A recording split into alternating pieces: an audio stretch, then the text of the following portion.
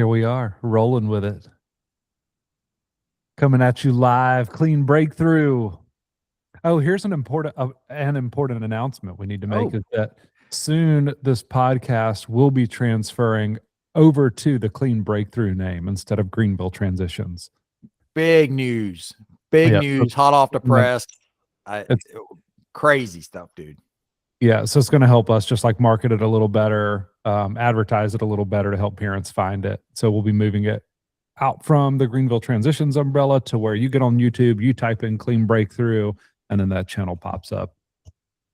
And it's also about to be released on all platforms like the podcast app, the iTunes store, Spotify, all that. We're going worldwide, baby. We're going worldwide. Worldwide. Come find us. Come see us.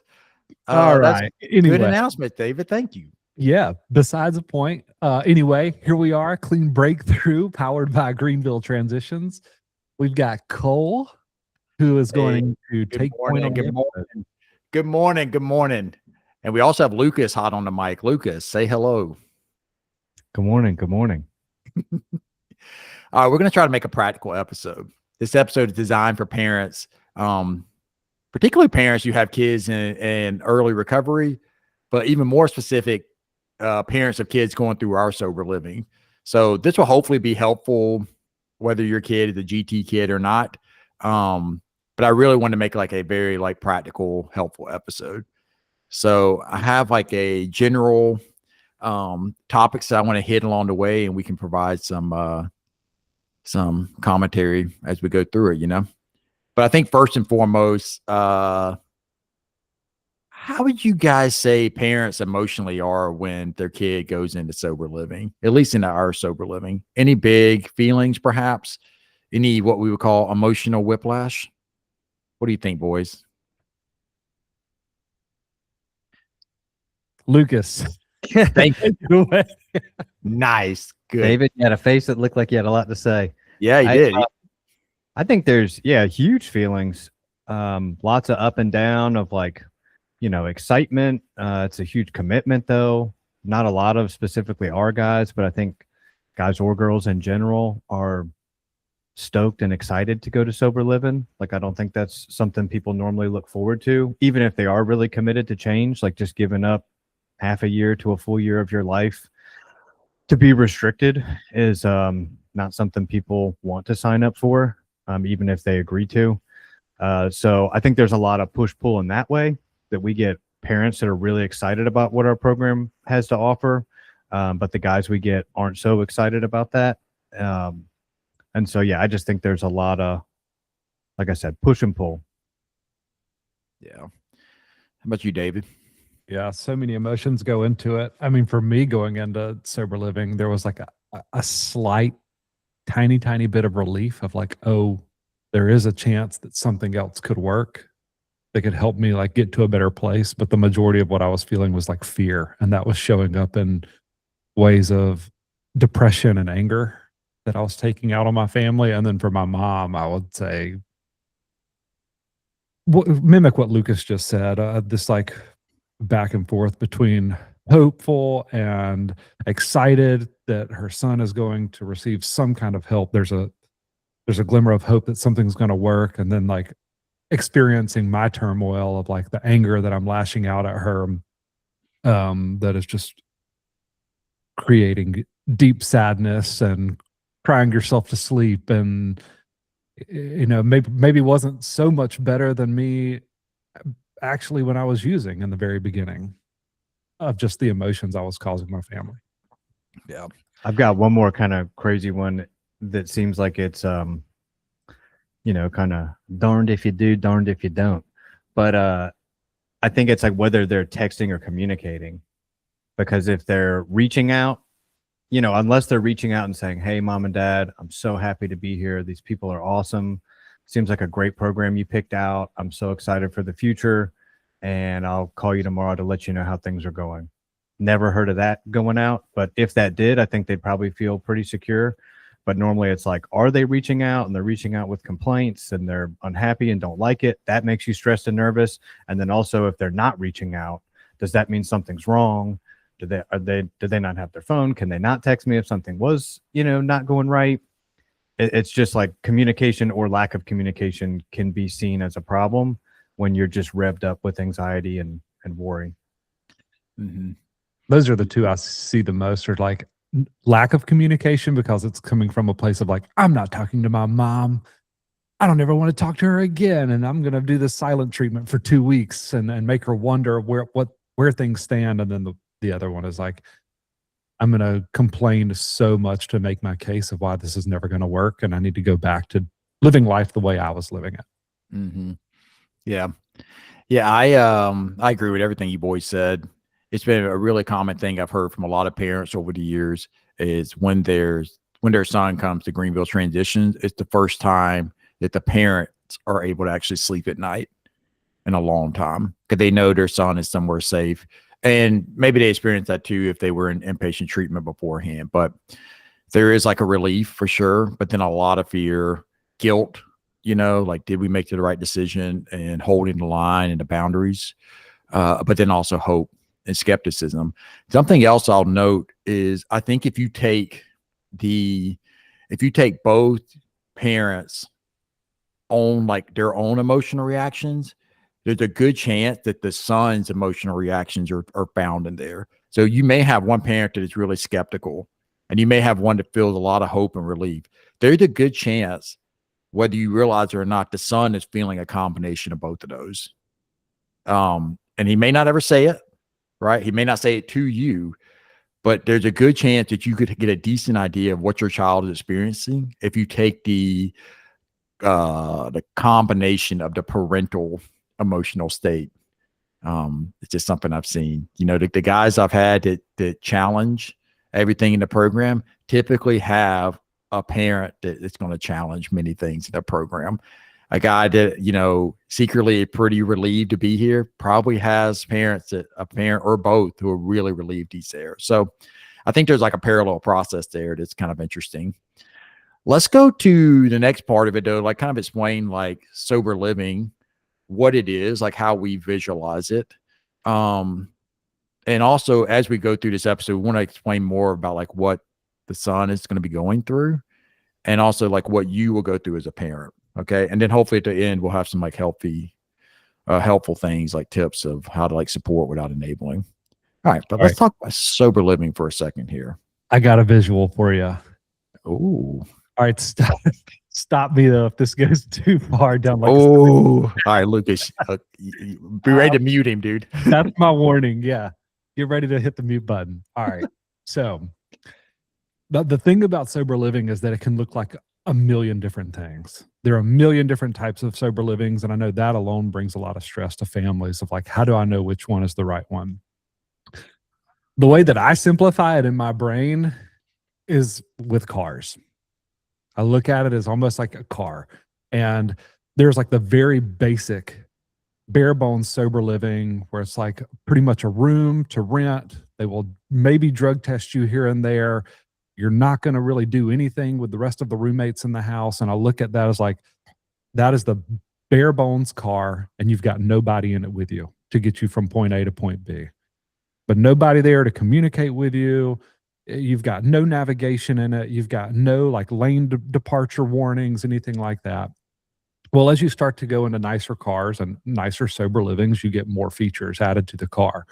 So the next one may be like a sober living, still kind of bare bones, but like you don't get a lot of clinical care, but you've got some outings with the people that you live with. You've got some planned events, and that's like, okay, well now I'm still in my clunker, my bare bones car, but I've got some people in it with me. And then you work your way up to like, I would say navigation is your clinical. Like now I've got a navigation system that can help me get from point A to point B. I don't have to have all the answers myself. And then you could have staff that's 24/7 staff at the sober living, like program managers, recovery coaches. And that's like, you don't just have people in your car, you've got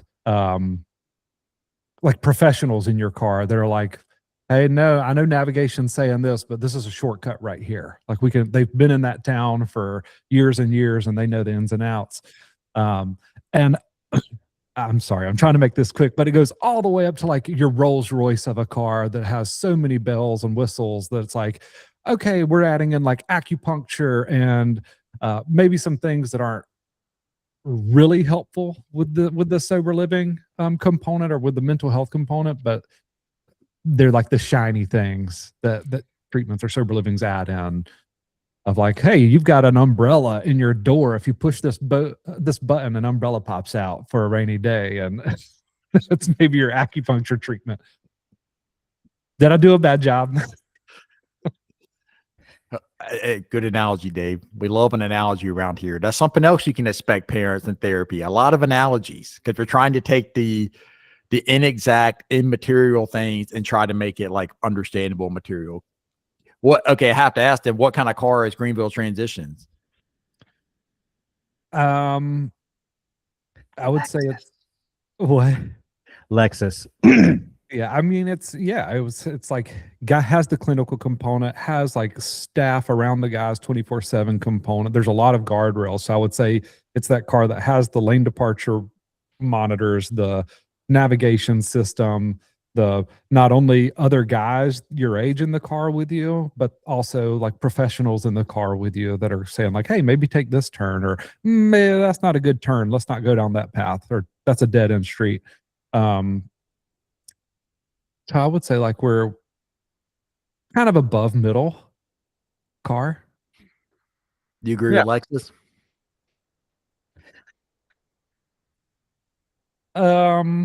Yeah, I would say along those lines of like Lexus, BMW. A little bit of luxury. Yeah. But it's I feel like for us, it's always trying to walk a fine line of not adding too many features to that car, like the panoramic sunroof. Like it looks nice, it looks pretty, but it's not necessary. And I contribute those things to like this is a line we walk of like having them do things for themselves of like, no, do we have a maid that comes over and cleans the house weekly so the guys don't have to pick up after themselves? No. Do we have a laundry service that like does their laundry for them so they don't have to get used to? Do we have a chef that comes in and cooks their meals so that they don't have to learn how to prepare their own meals? Like, no, we don't have some of those. And those are the types of things that I would qualify as those are like Range Rover, like luxury bells and whistles that it's like, are they necessary? Is it going to help them get to a place where they're like living independently from mom and dad, or is it just this like shiny thing that looks pretty? Yeah. And it's a constant game of trying to weigh those out of like what's beneficial to this family and to this guy and what just looks pretty and packaged well. Yep. Yeah. And so sober living is not inpatient. Like it's not like you're in detox. It's meant to be a place where you're fairly stable. You're not at risk for any type of DTs or withdrawals. You're going to have like emotional withdrawals. I think that's an important thing to discern between. There's physical withdrawals, and that's where you be more of like an actual detox. So it can be like medication to help you like get safely off of the substances. Sober living is for when you are emotionally and psychologically withdrawing. So we put a lot of structure around to be able to actually do the hard things without the substances.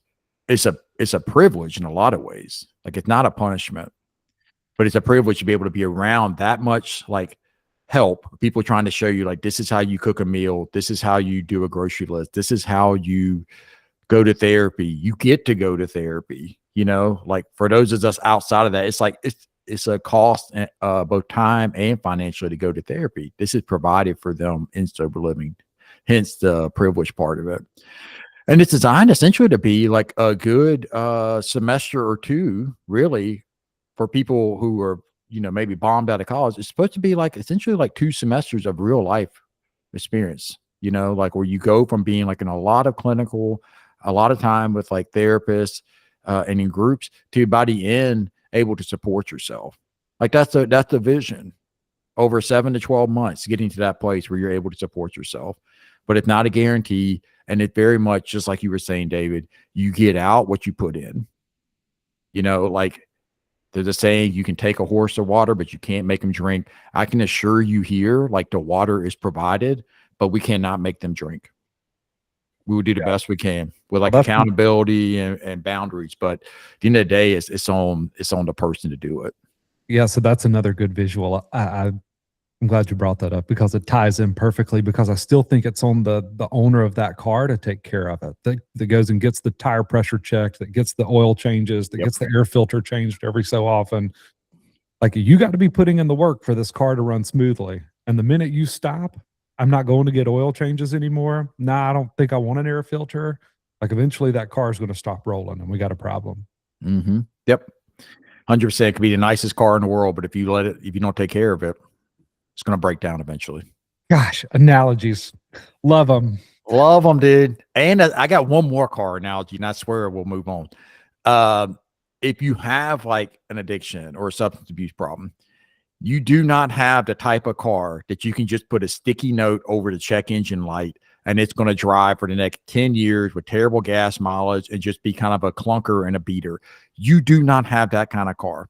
You have the type of car that if you put a sticky note over the check engine light, within the next, like, I don't know, 200 miles, that thing's going to blow up and be on fire. Okay. Like, it is not like we just going to be a beater riding down the road. It is going to blow up. Like, for somebody who doesn't have an addiction, or at least like a substance addiction, I think it's like way easier to put the sticky note over the check engine light and just like go on with a very like subpar experience in life, driving down the road with your car that's smoking everywhere and it's just a beater. But if you have a substance abuse problem, man, like, you don't have that kind of car. It's going to blow up and it's just going to all lock up. It can be a big problem. So can I add to the analogy? Oh, come on now. It wouldn't be a thing without Lucas chiming in on this. I think that, and then I have a little bit to say about sober living after that, but I think that the car, to use that analogy, I think to drive is to be sober.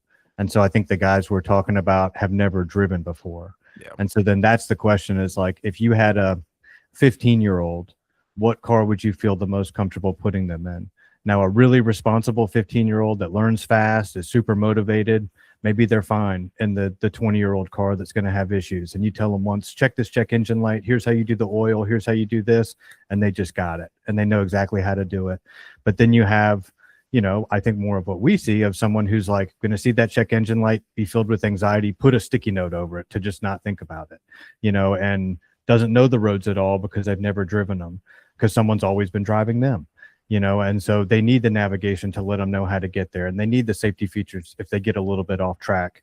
And so I think that's kind of what sober living does, is it's just like, and this goes to my larger point of sober living, that it's how much structure, accountability, and support do you need? There are people out there that are super motivated to be sober, and not only motivated today, but they're going to be motivated and disciplined 3 months, 6 months, 9 months from now. I think something like an Oxford House works terrific for them, because they're going to go create community at meetings. They're going to go to meetings because they want to. And then even when they don't want to, they'll go not because they have to, but because they know they need to. And they'll get a home group, get a sponsor, do all the stuff they need to do. That's generally not who we work with. We work with guys that if we gave them an option to go to meetings or not, I don't know that most of our house would go to meetings, especially in the beginning. If we gave them an option to get a sponsor or not, I don't think they'd get a sponsor.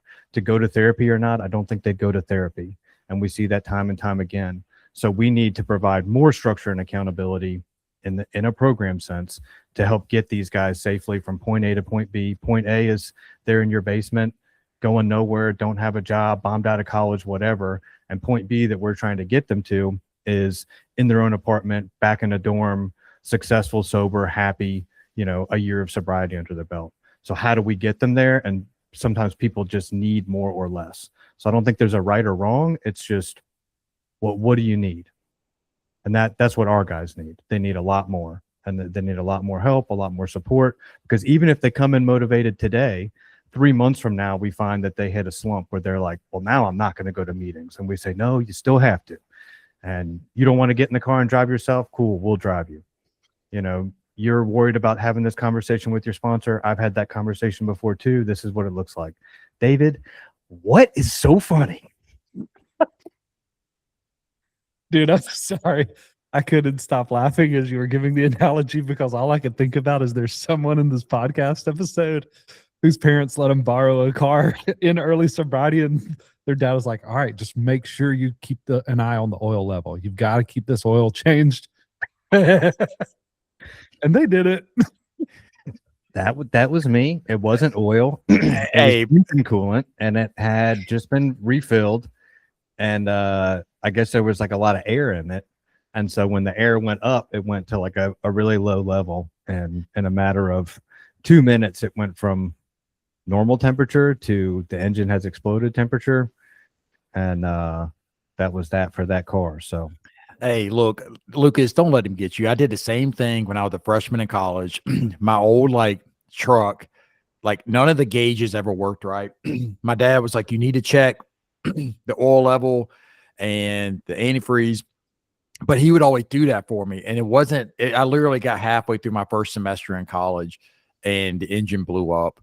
And he was like, you didn't check the levels. And I'm like, I didn't really know how to, right? Like he had always done it for me. And it was a whole thing. And I get that even ties in, like we're going to make mistakes. Yeah. That's why there's a lot of support around it. And that's like trying to talk to the guy. But the hope is that over the course of, we want them to make mistakes with us actually, so they can learn from it. But we don't want them to make a mistake by like putting substances in their body, obviously. But like making mistakes of like, you try to call out of work and you didn't tell the truth, right? Let's talk through that. You were supposed to meet with your sponsor and you overslept and didn't go to that. You were kind of sassy in group one day. Let's talk through that. So there's a lot of like parameters around to help people shift into living a life in a more responsible way where they can take ownership. So, yeah. Yeah. I want to tie in one more thing. Yeah, gosh. Yeah. I just love this topic. But when I was lucky enough to have been I was given a car when I turned 15. My parents went out and they bought like a 12-year-old 4Runner that had 130,000 miles on it. They were like, here's a car for you to drive when you turn 16. It'll get you from point A to point B. I took zero care of it. I did not care about that car at all. I mean, I was going off road in it. I was like hitting trees with this car. Like I didn't respect it because it wasn't mine. I didn't have to pay for it. I didn't have to take care of it. I didn't have to worry about oil changes. But when that responsibility shifted to me, hey, this car payment is yours now. Hey, getting the oil changed and the tires new tires put on at 30,000 miles. This is your responsibility now. Boy, did I start taking care of that car at that point. I'm like going to the car wash every week, vacuuming it out, like making sure the tire treads are perfect on that car. Like I just started paying a lot more attention to the detail of and I think that there's a lot to that too, about parents letting their kids have the responsibility of doing these things in recovery. Mm-hmm. Yep. And that's designed to be incremental. Like as when they come in, they're getting a lot of time with the coaches, the sober living staff, right? And then also the therapist, which in a way is replacing the parents, not forever, but just for a little bit with a lot of like support. But over time, hopefully the guy is cultivating more independence and taking more ownership of his sessions, the group you go to, what days he's working, etc.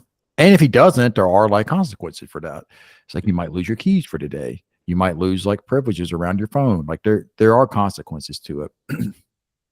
Let's talk for a second about like what is it like in the early days. Both of you guys have firsthand experience of this. What your son is actually experiencing in the early days of his time at sober living. So one thing I'll share, like some of the stuff that we teach. One of the big topics that we teach them every week is the stress cycle and helping them understand like the process of being triggered and then going into, think of it as the circle. You're triggered and then you go into a sympathetic response, which is like a fight, flight, freeze, fawn. And then you have like coping to get out of that. And that coping is drugs and alcohol, avoidance, like it is blaming. And then before you know it, you're right back up to being triggered again. And it's a very vicious, quickly spinning around cycle that happens for our guys. What we try to get them to do is they're going to be triggered regardless. It's going to happen. There's no way to get out of the way of triggers. They're going to have a sympathetic response. They're going to have fight, flight, freeze, fawn, because they're human being. These things are baked into our DNA. It's like how we survived as a species. But can they do healthy coping with it? Can we connect with people? Can we laugh? Can we move our bodies? Can we breathe deeply? Can we cry? Right? Can we like be creative? Like these are some of the things that we're trying to do both at the sober living and here at the office to cope with those feelings. And then once we do that, then what matters to us? Who are we? Like, how do we want to behave? How do we want to speak to our mom? How do we want to speak to our dad? How do we want to show up for our roommates? We want to act in accordance to our values and logic. And then before we know it, we will be triggered again. And it does it all over again. And that's something we truly, really try to impress on them. But there's a way of making that cycle way bigger and go way slower in a healthy way versus like the really fast spinning. But when they first get to us, it's spinning really fast.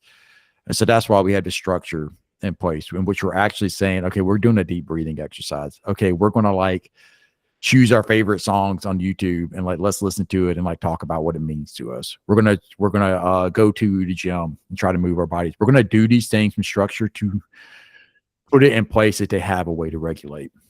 So that's a really important thing that's happening in the early days for your son. And I just want to like be clear that that is being addressed and it is being taught right from the jump. There's another big one too. What do you guys have anything to share on that? Any thoughts on that?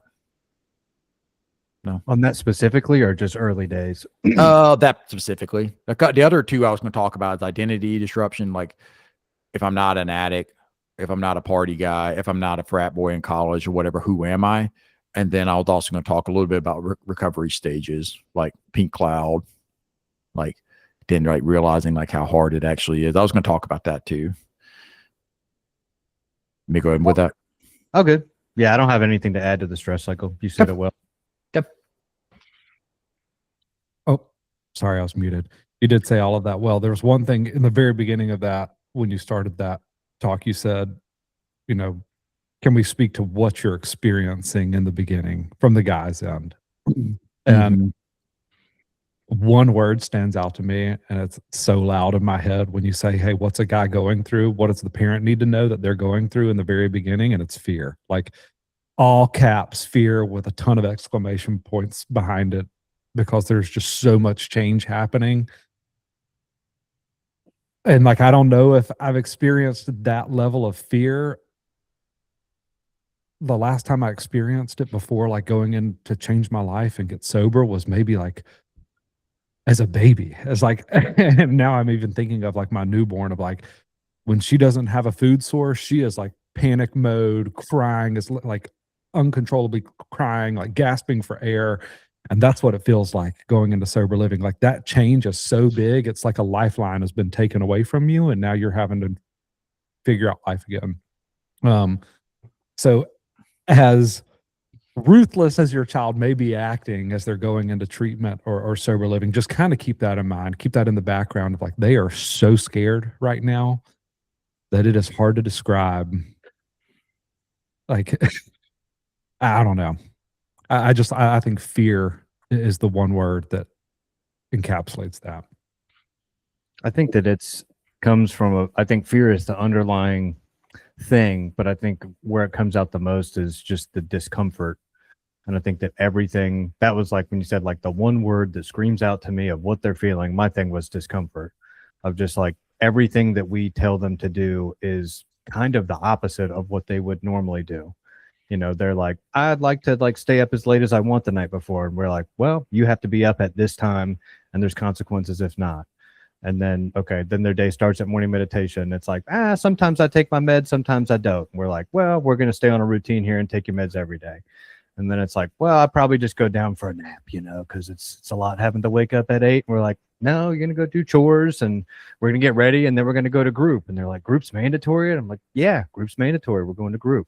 You know, so it's just like almost every step of the way, I think, is so foreign to how they've been living life, the structure, the accountability, and us kind of saying like, you know, they basically say, and I hate to infantilize because I've totally been this guy and still can be, but, you know, like I put my son to bed and I'm like, well, it's time to go to bed. And he's like, but I don't want to go to bed. And that's kind of what we hear all day. It's like, but I don't want to. And we're just like, yeah, but you gotta. And so we're just going to go do it anyways.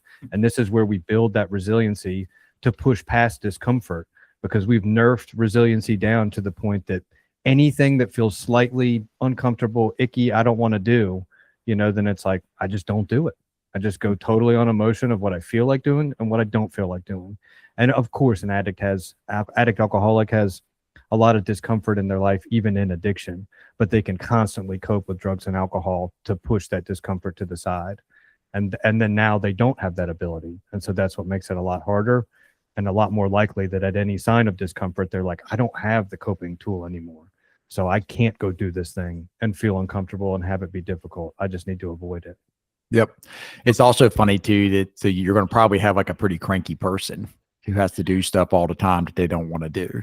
But what is also interesting is if you don't really like look at them, you just kind of look at them out of the corner of your eye, like they're usually doing way better than they would have anybody believe. But it's only when you like look at them and say, how are you doing? Oh, it's terrible. Like it's so bad. It's like they remember, oh, wait, I'm supposed to be cranky right now, not having a good time.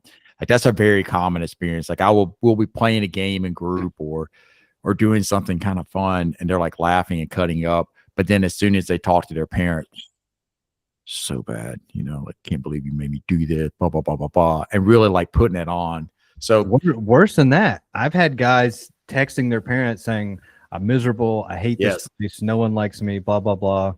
Parents reach out to me and they're like, gosh, I just feel like something really bad's going on. He's texting me how miserable and depressed he is. And I will literally, as I'm like normally texting them, I'm like, I'm looking at him right now in the center of the living room, belly laughing, having fun, playing video games, talking with the other guys. He is running a ruse on you. And I hate to be the guy to like blow that up or say that that's what's going on, but I am verifying it with my own 2 eyes that he is currently laughing and having fun simultaneously while texting you that he's the most miserable he's ever been in his life. And I'm not saying that's every guy, and I'm not saying that's all the time. It's something we take serious if someone is having legitimate mental health issues or struggling with, settling in. And sometimes that really is the case of what's going on, but sometimes it's not. And to your point, like, you catch them smiling and you're like, hey, I caught you. Should I take a picture of that? And they're like, no, I wasn't. I'm not having a good time. I hate it here. Just like, I don't know, dude. I saw you smiling. I even saw you laughing. And so, like true. with your body, your body posture and your face and everything like that of like, this isn't too bad. I'm actually having a good time and I'm kind of surprised. But the hustle doesn't die easy, Like those old habits, they don't die easy. Like we have guys that are hustlers, grifters, like they know how to like figure out how to do things. And I've spoke about this before. Like I typically find like our clients to be incredibly competent, capable people. It's just a matter of like what they have it directed towards. And for the longest time before they got here, it was directed towards get somebody else to do the hard stuff for me so I can like go take care of what I really need to do, which is like to use. Like that's what their brain thinks they need to do. So like get somebody else to take care of that for me, and then I'll be able to do what I need to do. And we're just shifting that around. But like the hustle doesn't go away. It takes a little bit of time for that to shift. In fairness too, like it's also just kind of ambivalence where it's like it's 2 things at the same time. It's like, this really isn't that bad, but if I can just ham it up a little bit and my parents say I can leave, like I'd rather leave than be here, but being here isn't that bad. But I always gotta I just find that it gets exaggerated when it's in family joint sessions or when they talk to their parents, because in the back of their head they're like, I know that they're holding the line and I'm gonna have to stay here, but there's some small part of me that's like, if I can just seem miserable enough, maybe, just maybe, even 1 month, 2 months, 3 months down the line, maybe they'll say, well, gosh, if it's that bad and whatever, then I guess we can let you leave. Or the flip end where they're constantly saying, I'm doing so well that, I know it's a 7-month program, but I mean, 2-3 months, I'm a recovery superstar. I'm doing all the stuff. I got a sponsor day 1, not day 30. I got a home group day 2, not day 60. I already had a job lined up before that was even a thing. Like I've done everything perfectly on time, so much. And I'm always kind of waiting for like, and what about it? And then that sometimes comes where they're like, and I think I should be able to leave after 2 months because I've done so well. Yeah. Some of it is like for parents, like trust your instinct of like, you you got your son here, which is like a miracle in itself. David and Lucas both know this. Like, it's really hard just to get somebody into this program and get all the like stars to align for that to happen. Trust your instincts on that. And then if you find your son asking for special privileges, like, let me get out quicker because I'm doing so well, or I'm so different from everybody here, like, trust the professionals that you've like hired to do it. And I know that's hard. That trust has to be earned, and it will be earned. You get lots of time with the clinicians and the sober living staff, but just give it some time, because it's either one or two things. Your son is so uniquely special and like different from everybody else that, like, whatever reason, he needs less time or more time in programming, or it's a bruise to get out of a hard thing. And you ask yourself, like, how's your son done with hard things of late? You know, and like, you might find like usually the most like logical answer is the answer. Okay. But it's hard. It's really hard. It makes me also think too, man, like, and I feel for you parents, like, we have like, if you send your dog to doggy daycare, you can like log on to a webcam to watch your dog running around like with the other dogs. Like, I love, like, when I don't know, this sounds weird to say I love it. I very much like when I drive up to my kids' school and I know they're out on the playground, like playing in after school. I love like watching them for a second in their element, running around and everything. Try not to stay there too long looking at like just kids on the playground, right? But going in to get them, it's like, oh, there they are over there, like in their natural element. I love seeing that. You don't get that with sober living, right? Like, we unfortunately, due to privacy laws, we can't have like a camera in the corner of the living room at the sober living house that you could just like get on all the time, because you all know that you're probably under all the time watching it. So some of it is just like trusting, which is very much what we're asking your son to do. Like, hey, just trust us and trust this process that you're going to get better. Yeah, you kind of said it, Cole, but the best reminder here is because I think a lot of people could watch this and say, easy for you to say to trust you when you're the owner of the place, but you have to remember that, like, Lucas and I were that guy, and we will happily admit all of the games that we were playing on our own moms and dads and brothers and sisters, and like to pull one over on them and to get our way and to go back into that like place of comfort. For sure. But at the same time, not saying that this is like the stressor that I want to, the thing that I want to stress too. My dad told me that when he took me to a wilderness treatment center that I got sober at this time, that they talked to him initially early on, and they're like, here's all the games. They're going to say this, they're going to say that, they're going to say this, they're going to say that, like all this stuff. You can't trust them, you can't listen to them, whatever. And he was like, yeah, like I get it, but then like, what if there actually are issues going on? How will I know? Because you're telling me that I can't trust anything he's saying, but what if some of the stuff he's saying is true, and like you are messing up or you're not doing something right? And so that's the part where I do think programs are they're fallible. They need to be held accountable. They sometimes make mistakes. And so I think what you really look for in a sober living is communication, where you can run through these things, but also some accountability on your end that, say you call me every day about a fire for 2 weeks, that at some point I'm going to bring up like, hey, can we kind of stop giving so much attention to these fires? This has been every day. Can we like establish a pattern here that I've run down? I've told you exactly what it was, backed it up with evidence. This isn't really going on. Like, at what point can we build the trust based on communication and repeatedly showing that this isn't actually what it is? That then, we can get some rapport going and realize, okay, I'm not going to be sucked into the fire every day. I'm going to let them just do their job. So I think there's both sides. I don't ever want to be like, don't ask questions, just trust us. You don't believe anything your son says. Because sometimes there might be stuff, and sometimes it just is what it is, like the house has COVID run through it. Yeah, that happens sometimes. There's not too much you can do to protect that. We can try to contain it, whatever, but I've had guys bring stuff like that up of like, you can't have me here, there's COVID. It's like, yeah. And I mean, every treatment center, sober living I know of had COVID go through it and continues to have COVID go through it, or the flu or the cold or hand, foot, and mouth, or pink eye, or like whatever that's just going to spread in a house where there's a bunch of guys living in somewhat close quarters. Mm-hmm. Yeah. A couple other things on this one about what your son's going through. They're having to find themselves, right? Like they they were identifying in a certain way for a long time, like with the substance use or being the frat guy. There's been like a loss of identity. And that kind of ties into the next part of like realizing that there's an active grieving process going on. Like they had like a life going one direction. They thought everything was fine, even if deep down they knew it wasn't. Everyone around them also knew it wasn't going well, hence they're here with us. But it's still like a loss. And so think about it that way. Like this is a person who's actively grieving, and some days they're okay with it. Some days they really want their old life back. Some days they're just sad. Some days they're just angry. These are all really normal parts of the process. But this isn't developmentally that different from what any of us go through. You know, we go through this when we become a parent for the first time. Like we have to like realize like, oh, I cannot just go like do as I want and do the things I want because I have this little baby I'm taking care of. That's a really hard thing that is important for a parent to get through when they have a kid.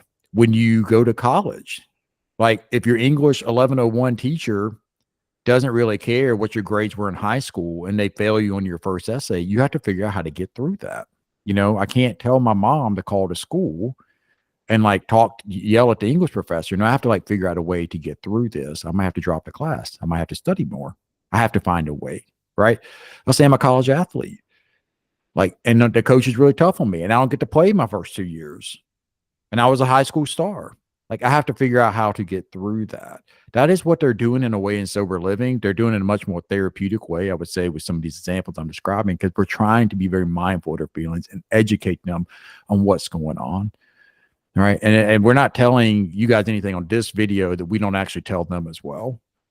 So, yeah, it's just like being kind of looking at it from that way. It's not a failure of your parenting or your kid is going through anything that's like not actually healthy from a developmental standpoint, because that's where you find confidence, you know.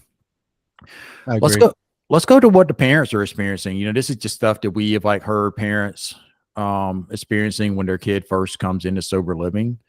We talked a little bit about the feelings earlier, but some of like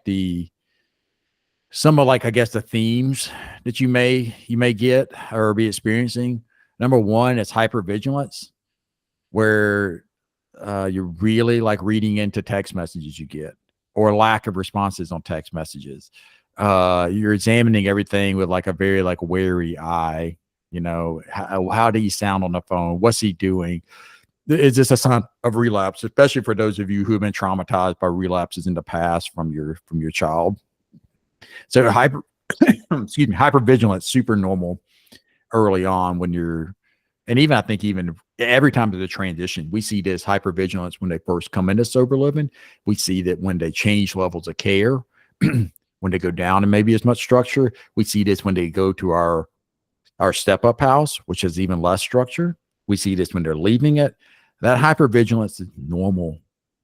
It's normal. You're just trying to like protect yourself and also get ahead of any potential problems, right? Any thoughts on how to deal with hypervigilance as parents, for a parent? You guys have any thoughts on that? I think it's community. And I think when you talk to other parents where you're like, hey, I got this text and I just think something's off with it. And the way he worded it right here and this and that, I just think nobody can call that out better than another parent that's like, oh, I've done the exact same thing. And it was nothing. And I just kind of made a mountain out of a molehill and was reading too much into it. And I just think there's nobody you're going to listen to better or trust more than another parent who went through the exact same thing with their son or their daughter. In the same way that an addict alcoholic, you know, talking to someone who's sober, who's also walked that road is like, oh, I've been there in the beginning and I've experienced just that. You know, I just think the community helps a lot with just mirrors back and forth, shining lights on things back and forth, and just giving more clarity around what is a very uncertain time. Mm-hmm. Yep. Next one we're going to see is, that's a great, Lucas. I completely agree. And I'm going to really take a point home with that in just a minute. We'll have to read these other two experiences. The other one that you may be experiencing is the urge to control. You want to know, who's his roommate? What's he doing? Has he paid for this? What's his financial situation? Tell me this, tell me that, like these like urges to control. That is another very common experience for our parents when their son gets into sober living. Do you guys have in therapy? Go, did you talk about mom and dad in therapy? exactly. So like, what would you guys say is a way to help with that? Like the urge to control. Any thoughts on that? That kind of goes back to what Lucas just said, community. And like, there's nothing better than being able to lean on someone who's already been down the road that you're just starting. Mhm. So being able to go to like meetings or having a family support group or a family therapist that can just help educate you and walk you down that path. Yep. One other I'd add to it is get some dang hobbies or get back into some old hobbies. Like there's going to be this vacuum in your life. Like your son is no longer getting high in the basement, right? Like you're not sure if where he is. Like that, like self-care part of it. Of like, if you used to love like going and playing pickleball, go try to play some pickleball again. May not feel the same. That's okay. If you used to love bowling or reading or whatever, try it again. See how it feels. I think that's a really great thing to do when that urge to control comes up. Oh, I really want to text Lucas and I need to know what's going on. And like, okay, where did I find happiness before? Where did I find peace before? Let me do that first. Then let's see if I still have that desire to text Lucas. If I do, I'll text him. It'll be there. But instead of just going impulsively into the urge, let me go a little bit more towards myself.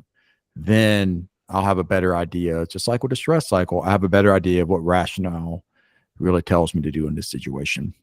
I think that I think that also just examining like where that need for control is coming from. And that's a lot easier said than done. But I find that normally it's, there's this giant thing that I can't control, which is whether my son or daughter's or loved one, whoever, is going to stay sober long term, completely change their life, do this massive thing that they've set out to do and that I've really pushed them to do.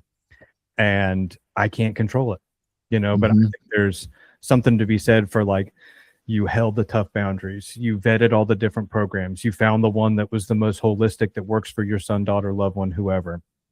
Like you've already done a lot. And then now the point of you finding that program that can take it from there and do all the rest of it is that you trust them to do that. And so, but then to come back in with the, like, just the things you feel like you can control. Well, I want to make sure he paid his car insurance and he needs to come check his mail and he needs to, call this person back and he hasn't reached out to his attorney and, and we can deal with, helpful updates, reminders on things. Again, not to say that we're perfect or that nothing ever slips through the cracks. I just think it's the overuse of it, the overdoing of it that becomes the issue where it just needs some reflection of like, why am I trying to control everything so hard? What does it do for me? And that's a tougher question to answer. And it's probably not one you sit down and ask yourself and immediately have an answer. But it's one we're thinking about every day, that you're sitting there trying to control all these things that you can control or feel like you can control. What are you covering up for? Yep. The third experience that we often see parents having is having guilt and rewriting history, right? Like you've had to hold a pretty tough boundary for your child to get into sober living, right? You had to say like, okay, we can't keep doing this anymore. Pretty much 100% of our parents have had to say that in some shape or form, usually multiple times. So it's normal after that. You have this like kind of like emotional letdown and it's like, was this a mistake? Also, as it gets hard, right? Like, it doesn't lead to this immediate boom, he's doing so much better. And now I know this was a great decision. It's hard. It's hard. Like we said earlier, like they're cranky, irritable, struggling. You don't know what kind of text message you're getting, starting to doubt that. And then feeling guilt, like, should we have seen this sooner? Did we cause this? Was it my side of family? Was it your side of family? Like, where did this come from? Like trying to like just make meaning around it and assigning blame, even if it's self-blame, is a very normal human experience when things are out of your control. And I think personally that is best addressed in therapy. So like every guy who comes through our program, like their parents are also getting therapy as well. And that's what a lot of those discussions should be around. First few are like more educational and like what's going on with my son, but then it needs to shift to like, what is my process? And so if you think about it, does this sound like something that like your son would be going through? We're talking about getting back into hobbies or finding new hobbies, finding a community, working out, your self-concept and how you see yourself in therapy. The stuff that a parent is doing for their own recovery is so similar to what our guys are doing. Community, healthy hobbies, right? Find themselves. And then like, who am I? Right? It's the same thing. So I always like kind of lean on that with the parents I talk to, like, hey, like whatever you really want your son to do, lead by example. You really want him to be talking in therapy, you talk in therapy. If you really want him to be involved in the community, you get involved in the community. Lead by example. You don't even have to tell him that. Like, I think there's something to just like, it just comes across when somebody's really taking care of themselves, like the people around just know. You know, so I think like go to review it. Hypervigilance, completely normal. Urge to control, completely normal. And having guilt, completely normal. And I think each of those can be really helped by a combination of therapy, community, and like the self-care aspect of it. I have one more thing to say about just sometimes sir. parents and even myself. I think all of us here, you know, like there's things in life where it's if A, then B, if B, then C. If I do this, I get this result, like no matter what.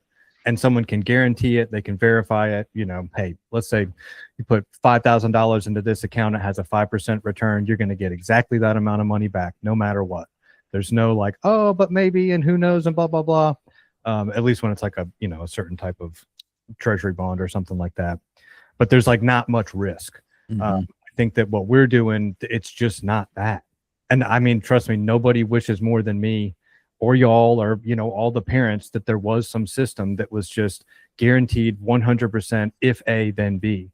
So a lot of it is then you just lean on experience. You know, if you don't have guaranteed no matter what it's going to be this, then you look at the person who's got the most experience, who's done it the most times, you know, throwing the stuff at the wall and seeing what sticks, that knows, okay, this guy, I can kind of tell this is what's going to motivate him. So I'm going to try this. Okay, that didn't work. So we're going to pivot over here and do this.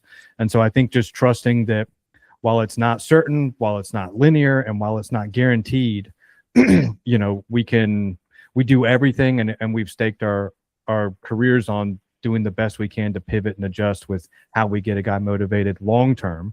Not today, not this month, not this week, but long-term to buy into recovery and the stuff that we're pitching to him.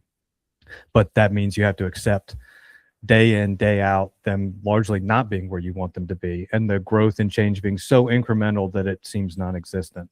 But then when you look at it 6 months, 9 months, a year, you see these bigger changes. So I would have felt bad if I didn't bring that up, because I think that's also really normal to want that. And I want parents to know I want that too. Every time I go into a conversation with a guy, I hope that I phrase it in just the right way, and I use just the right analogy, and I hit him at just the right time, and I examine and study all these variables so I can be as effective as possible. And I'm hoping that they're going to say, you know what, Lucas, I've never heard it like that. And you're right. I want to be sober for the rest of my life now, and I'm never going to go back on it, question it, doubt it, anything like that. I'm ready to do this full on. I want that in my head too. And I'm like, Lucas, you're crazy. You never did that. No one ever did that with you, and you just automatically bought it. That never happened. And it just doesn't happen. It's a combination of people, effort. It takes a village. It takes community. It takes all these things consistently over time, riding through the ups and downs. And that's just hard to accept, because that's not what we want as humans. We want if A, then B, especially with something we care as deeply about as this. Absolutely. Absolutely. Well said. A couple other things I would like parents to know to throw in their toolkit, or to be working on putting in their toolkit early on, is being consistent with their boundaries, knowing it's okay to say, I'm not sure, I'll get back to you. You know, like think about when you go like to buy a car, or you're in some kind of heavy sales pressure, like they're trying to get you to commit and sign up for something. It's okay to say, I gotta go. I'll get back to you, right? Like, I'm not sure. Like, that is perfectly okay to say. Do not feel like you have to give like a clear answer, a clear yes or no to everything. Totally fine. Letting natural consequences happen. They're in a program in which consequences are set up. If they don't want to go to bed at night, right? And so then they don't get up to be out in the living room in time for morning meditation. they lose like their keys for today. That's a natural consequence. You fussing at them saying, hey, you need to go to bed tonight is only distracting from the actual thing. And it's not even like directly tied to what he wants to do. Right. So letting the consequences in place play out. And then I have a few things I want you guys to shifting your language. I'm going to give you guys a quiz here. All right, David, let's see if you can do this one. So instead of asking, let's say your son calls you up and he's like, the therapist was mean to me today, or this coach took my keys. I can't believe it. I'm having the worst time. And instead of saying, are you okay? Question mark, question mark, question mark. What might you say? Do you have any ways of like a language shift that might be like helpful for your son who is like in, perpetual crisis?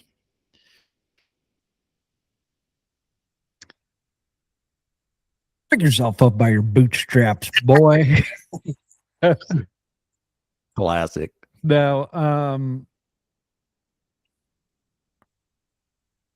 I don't know. I'd probably just dive in more into like why he's feeling that way and be like, oh, well, what specifically happened in therapy? Or I don't know why you gave several reasons there. Mm-hmm. But I would maybe ask more questions to get specifics and then direct him back to whoever he's having the problem with, the issue with, and be sure not to try to have the answer for him. Yeah. Yeah, I would say, well, Lucas, do you have anything to say on that first? I largely agree. I'd try to get down to like causes and conditions and underlying feelings and just walk through that of like, how did that make you feel when they said this or that to you? Because I've been made to feel that way too. When someone kind of calls me on something, do you think it was kind of that, or do you think they're really the bad guy? Is there anything good about them? Like a lot of motivational interviewing is what I would hope I would do. I can talk big now, but it's hard when it's your kid, and I understand that. For sure. I would suggest like connecting without solving, like, man, that is really tough. Like that sounds like a really bad day, like validating that, but not solving. That's huge. That part is huge. And you got to have both, right? Like you don't want to be a complete jerk and just like figure it out, pick it up by your bootstraps, whatever. Yeah, David. So you want to David, you want to validate, right? Hey, that's tough. That is tough. That's where connection comes in, but you don't want to solve, because the problem in the past is like the addiction breeds codependency. What is like the core root of codependency is solving the problems for them. So I even tell like my staff this. I'm like, hey, if you're going to come to me with a problem, problems are going to happen. I get it. I'm a substance abuse counselor too. I get it. But if you're going to come to me with a problem, bring me a solution too. Bring me an idea of a solution, a thought around a solution. And we'll try to work one out. But if you're just coming with problems, I don't like this client, I don't like these parents, I don't think we should have to do paperwork, blah, blah, blah, blah, blah, and you don't bring me like an actual solution, and I also was thinking about this goal, and I was thinking about this, then we're in this like scenario which I'm like enabling that person, right? So if if a guy calls up his parents, like, hey, the therapist was a real jerk to me, dang, that sucks. Like, what happened, right? Getting clarification. That's really hard to be misunderstood. What do you think a solution would be? How would you think a way to move forward be? And if it's, well, get me out of here, then it's back to like kind of that game. Or it's like, nah, maybe I need to like just talk to him. Or I thought about like asking a coach what he thought, or my sponsor. Now we're talking, dude. Now you're starting to like find your way in this world. Okay. So that's like a shift in communication. Here's another one. Lucas, this can be your pop quiz. You ready? All right. So instead of saying to your son, this is a big financial burden and don't mess it up. Don't mess it up. No pressure. No pressure. What would you think would be a helpful thing to say to your son? Like to convey what's a better way to convey that? Don't mess this up. Don't mess this up.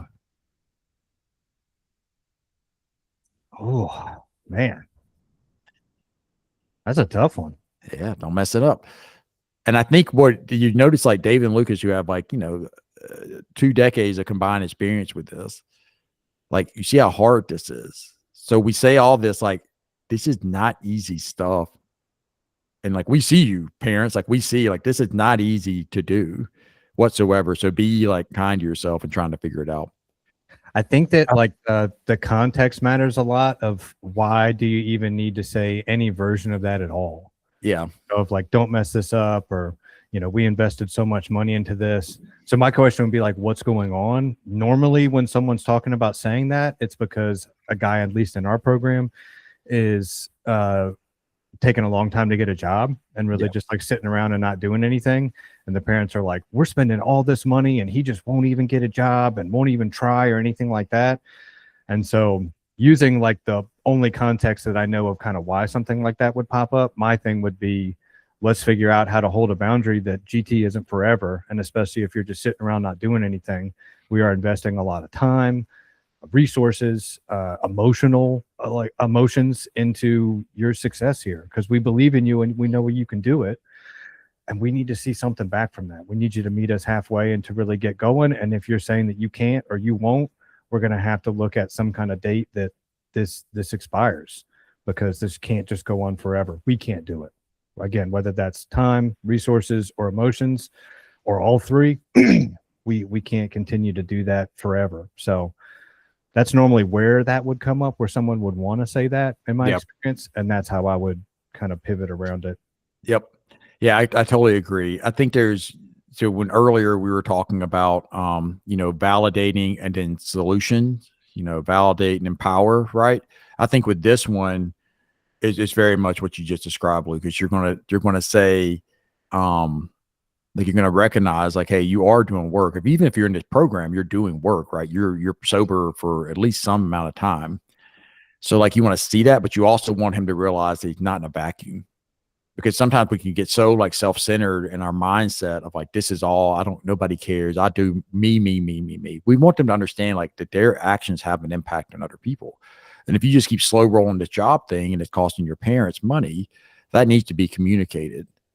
Right. And so we want him to understand like the world does not revolve around him, though he is doing good work. Right. Like, it's a both and. And so like, just being clear with that and not like letting fear keep you from saying that stuff. Right. I have had parents ask me, can I say that to him day one? How do I say that to him? I know we just got there yesterday, but he just needs to know how much we're investing, you know, into him and money wise and all that. And normally there, I'd say, let's just table that for a bit and see where things go and just get settled in and all that before we lay the huge financial investment down on his shoulders. Really, I was about to say at his feet, but it's really on your shoulders when you say it like that. Mm-hmm. Not that it's not real, not that it's not valid to feel that way. Like, we're investing a lot and we really want results and want him to try, but I just don't know how helpful it is right off the rip. And I did have a parent one time, some, you know, awesome people to work with, but the dad would always say, he'd be like, now, does he know how bad he messed up? Do y'all tell him that? Do y'all talk about that? Does he ever bring up that he knows how bad he messed up? Like, really, really bad, you know, like he was just kind of always, and you can write that off and it's funny and obviously all that, but what's underneath that is just fear, that he's just like, God, I'm just so afraid that these consequences didn't connect with my son, and that he's just going to do it again flippantly because it never was like drilled in that he really, really messed up. Yeah. And so there's normally like a really understandable, relatable emotion underneath there. We just got to figure out how to talk about it in the most productive way for everybody. Mm-hmm. Yep. And that guy's long-term sober today. Come on. Come on. Yep. No, and it's always a struggle, right? Even for everybody. Like, I think that's an important thing. The ones that like, oh, if I wish it, maybe they could be more like you, Lucas. You know, maybe my son could be more like you, David. And then since you two were there, y'all can pretty clearly say, hey, it was not easy. There were hard times. There were people who like doubted that I could do it. I doubted I could do it. Right. This is all like pretty normal. No, they're like me. They are like David. That's the point. Yeah, exactly. They compare their son 6 months sober to me 10 years sober. Compare your son 6 months sober to me 6 months sober. I was a menace. I was a mess in sober living. I fought with staff. I undermined rules. I manipulated my parents. I did all the stuff that our guys largely do. Like, that's the point. You can't compare someone years down the road to your son just getting on the road. It's Mhm. not fair to him, and it's not fair to me to not remind me of like where I come from and how hard it was at times. I didn't just hop into recovery and love it and do everything the right way. I did almost everything the wrong way. Mhm. Yep. All right. Would you guys say these could be considered? Obviously, it's a continuum. Every person is different. I think that goes without saying. I'm just going through this list of like maybe this would be helpful to understand. Like, is this normal or not early in recovery? Obviously, the context matters. Obviously, the person matters, right? But I'm just curious, like, how you guys would answer normal or not for this to be like an experience for somebody early in recovery, or at least one of our sober living guys. Okay. All right. Normal or not for the guy having mood swings. Normal. Yep. 100%. Okay. And with context, say it again.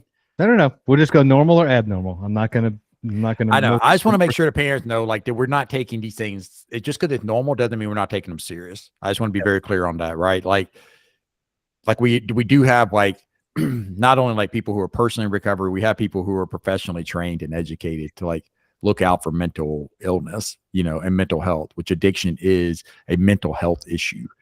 They're not separate. Addiction is part of mental health. So I just want to be clear about that. Well, I guess where I'm going with this, I just want you to have some idea of like, this is a pretty typical thing that somebody will struggle with or not early in their recovery. All right. Mood swings, normal. Frustration with the rules. Normal. Normal. Fatigue. Normal. Normal.